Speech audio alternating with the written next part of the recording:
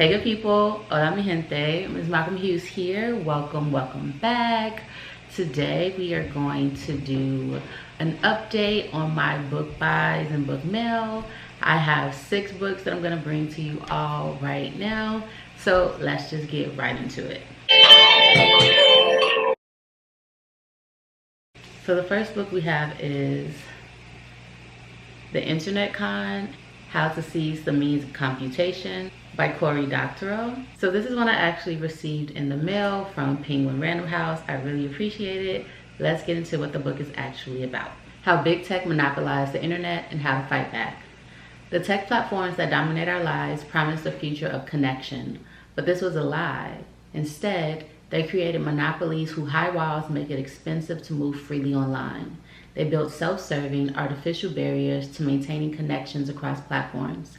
The cost of leaving Twitter or Facebook grew higher, holding hostage the people you love, the communities that matter to you, and the audiences and customers you rely on. None of this is caused by technological limitations. It was a business decision, intended to commodify every part of your personal life. We can choose otherwise. We can dismantle the tech platforms. In The Internet Con, Cory Doctorow explains how to seize the means of computation. We must force upon Silicon Valley the thing it fears most: interoperability. That means tearing down the walls between platforms, allowing users to mix, match, plug in, and repair without restrictions. Interoperability is the only route to the rapid and total annihilation of the platforms. The Internet Con is the disassembly manual we need to fix tech for good and take back our internet. This is a topic that actually interests me, so I'm excited to be able to check this out. Next up, we have The Blood Gift by N.E. Davenport. If you all remember, I read The Blood Trial, loved it, and this is one of my most anticipated book releases of 2023. If you haven't seen that video, check it out, but now you know what one of the books on that list is. Let's get into what this is about. After discovering the depth of betrayal, treachery, and violence perpetuated against her by Marin's Tribunal Council and exposing her illegal blood gift to save her Praetorian squad, Akenna becomes a fugitive with a colossal bounty on her head. Yet, somehow, that's the least of her worries. Her grandfather's longtime allies refuse to offer help, and the Blood Emperor's warlord is tracking her. She's also struggling to control the enormous power she was granted by the goddess of blood rights, and to come to terms with the promises she made to get such power. Amidst all of this, the Blood Emperor launches a full-scale invasion into Marin and leaves a trail of decimated cities, war crimes, and untold death in his wake. As the horrors increase, Akenna and her team realize they must assassinate the Blood Emperor and quickly end the war. But the price of doing so is steep and has planet-shattering consequences. The price of doing nothing, though, is annihilation. War has erupted, alliances are fracturing, and Akenna is torn between her loyalties, her desire for revenge, and the power threatening to consume her.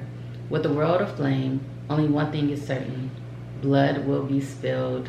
Oh, so excited for this one. I'm actually going to reread the first one just so I'm fully back into the world before reading this one, but you all should be expecting a review of this pretty soon. Next up, we have House of Leaves by Mark Danielewski. Isn't this, I don't know if you all can fully see it on camera, but this cover is stunning. This is actually the remastered full color edition, so I am looking forward to getting into this. Let's talk about what it's about. Years ago, when House of Leaves was first being passed around, it was nothing more than a badly bundled heap of paper, parts of which would occasionally surface on the internet. No one could have anticipated the small but devoted following this terrifying story would soon command. Starting with an odd assortment of marginalized youth, musicians, tattoo artists, programmers, strippers, environmentalists, and adrenaline junkies, the book eventually made its way into the hands of older generations, who not only found themselves in those strangely arranged pages, but also discovered a way back into the lives of their estranged children. Now, for the first time, this astonishing novel is made available in book form, complete with the original colored words, vertical footnotes, and newly added second and third appendices. The story remains unchanged, focusing on a young family that moves into a small home on Ash Tree Lane where they discover something terribly wrong. Their house is bigger on the inside than it is on the outside. Of course, neither Pulitzer Prize-winning photojournalist Will Davidson nor his companion Karen Green was prepared to face the consequences of that impossibility until the day their two children wandered off and their voices eerily began to return another story of creature darkness, of an ever-growing abyss behind a closet door, and of that unholy growl which soon enough would tear through their walls and consume all of their dreams. I am not familiar with this, but this is a book that I really wanted. I thought the synopsis sounded so interesting and intriguing, and I'm excited to get into it. Definitely for October, it's giving a little bit of spooky season, so that'll be fun to read during that time. Next up, we have The Sunflower on the Possibilities and Limits of Forgiveness by Simon Wiesenthal. I have thoughts about this, but let us, just based on the title, I have thoughts, but let us read what it's about first. While imprisoned in a Nazi concentration camp, Simon Wiesenthal was taken one day from his work detail to the bedside of a dying member of the SS. Haunted by the crimes in which he had participated, the soldier wanted to confess to and obtain absolution from a Jew. Faced with a choice between compassion and justice, silence and truth, Wiesenthal said nothing. But even years after the war had ended, he wondered, had he done the right thing? What would you have done in his place? In this important book, 53 distinguished men and women respond to Wiesenthal's questions. They are theologians, political leaders, writers, jurists, psychiatrists, human rights activists, Holocaust survivors, and victims of attempted genocide in Bosnia, Cambodia, China, and Tibet. Their responses, as varied as their experiences of the world, remind us that Wiesenthal's questions are not limited to events of the past. Often surprising and always thought-provoking, The Sunflower will challenge you to define your beliefs about justice, compassion, and human responsibility. So this was another book that was sent to me under the umbrella of Penguin Random House, so thank you again. I wanted to read this one because the idea of forgiveness and whether or not everything is forgivable and whether or not everyone deserves forgiveness, and what does that mean in your life when you're actually faced to deal with a situation that's unbearable and unimaginable. Can you offer forgiveness? Should you offer forgiveness? And what does it mean, and how does it impact you when you do or do not? So these are questions that I've often pondered for personal reasons in my life, and I like to read books that grapple with the same thing to really help expand my understanding of it and maybe even help me evolve in that way. So this is one that, though excited to delve into, I expect it to be somewhat of a heavy read. I'll let you all know once I get to it and what my thoughts are and if it impacts me or influences me in any way. Next up, we have The Rigor of Angels, Borges, Heisenberg, Kant, and the Ultimate Nature of Reality by William Eggington. This is another one that I think might be a little heavy, really delving into writers of the past, but let's first get into the description. A poet, a psychiatrist, and a philosopher explore the greatest enigmas in the universe, the nature of free will, the strange fabric of the cosmos, the true limits of the mind, and each in their own way uncovered a revelatory truth about our place in the world. Argentine poet Jorge Luis Borges was madly in love when his life was shattered by painful heartbreak. But the breakdown that followed illuminated an incontrovertible truth, that love is necessarily imbued with loss, that the one doesn't exist without the other.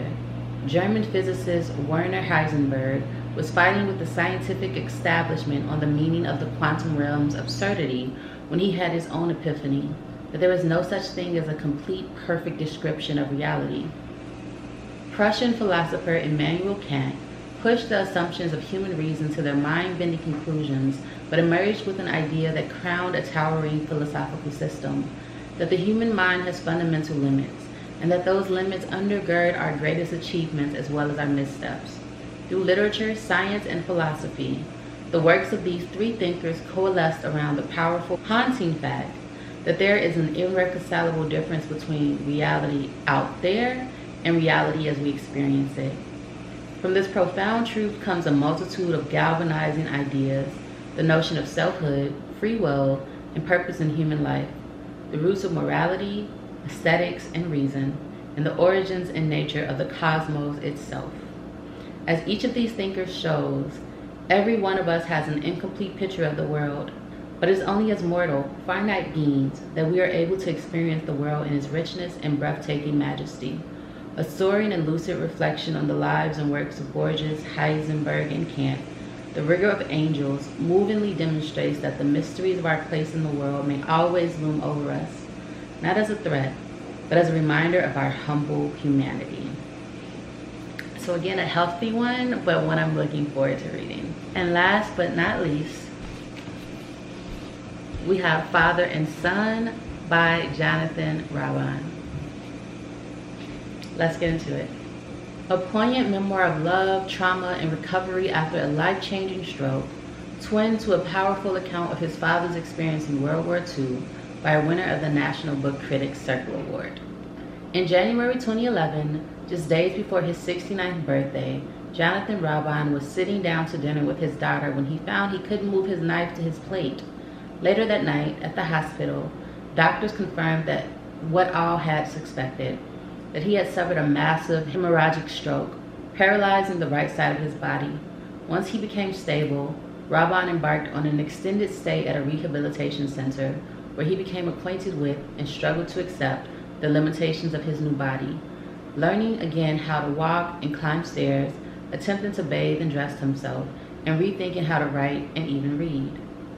Woven into these pages is an account of a second battle, one that his own father faced in the trenches during World War II. With intimate letters that his parents exchanged at the time, Raban places the budding love of two young people within the tumultuous landscape of the war's various fronts, from the munition-strewn beaches of Dunkirk to the blood-soaked streets of Anzio. Moving between narratives, his and theirs, Raban artfully explores the human capacity to adapt to trauma, as well as the warmth, strength, and humor that persists despite it.